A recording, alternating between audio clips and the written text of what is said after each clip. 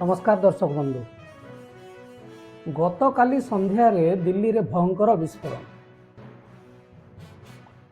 दिल्लीर सबुठारु जनगहली अंचल लाल किला एरिया रे गोटे कार रे विस्फोरण घटला जो 8 जन व्यक्ति प्राण हराइछन्ति एवं पाखापाखि 10 रु 15 जन व्यक्ति आहत होइछन्ति। दिल्ली पुलिस कमिशनर को कहवा अनुसार संध्या 6:52 रे गोटे धीरे धीरे जाउथवा गोटे कार सेठी अटकिला एवं विस्फोरण घटिला। ताकू नेइकरी वर्तमान प्रधानमंत्री मध्य एक्स रे दुख प्रकाश करछन्ति जो माने मरिछन्ति एवं जो माने आहत होइछन्ति सेमानका आशु आरोग्य कामना करछन्ति। दिल्ली रे हाई सिक्यूरिटी लेवल गोटे मीटिंग होउची जो राजनाथ सिंह अमित शाह प्रमुख मोदी सहित कथबार्ता कर।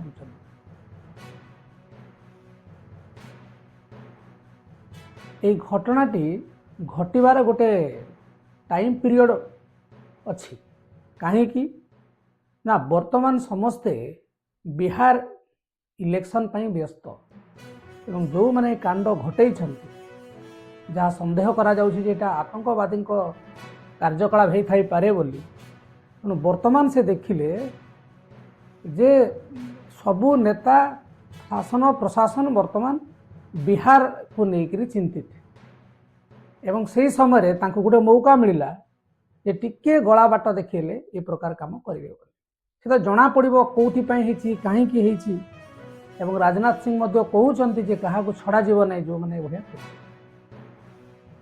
आपण मैंने जानी लाल किला हूँ गोटे जनगहली अंचल एवं लाल किला सप्तदश शताब्दी गोटे ऐतिह्य स्थल जो जगह को प्रतिदिन हजार हजार लोक जान। आपण सीमा पाखरे विस्फोरण होउछि, सीमा पाखरे गोली विनिमय होउछि ताहा आपण सुनिचंती एवं सीमा रे बहुत लोक न थांती खाली शत्रु को टार्गेट करे। किंतु आम देशर राजधानी दिल्ली केते भितर को गोटे कार आसला सबु बेले लोक चर्चा करुछन्ति जे एटा हेला परे ऑब्जर्व कराउछ एवं कोन कार्यानुष्ठान निया जिवो। प्रथम प्रश्न होउछि जे एते भितर को आसिले कहीं जे आपनकर सिक्यूरिटी एते ढिला कहीं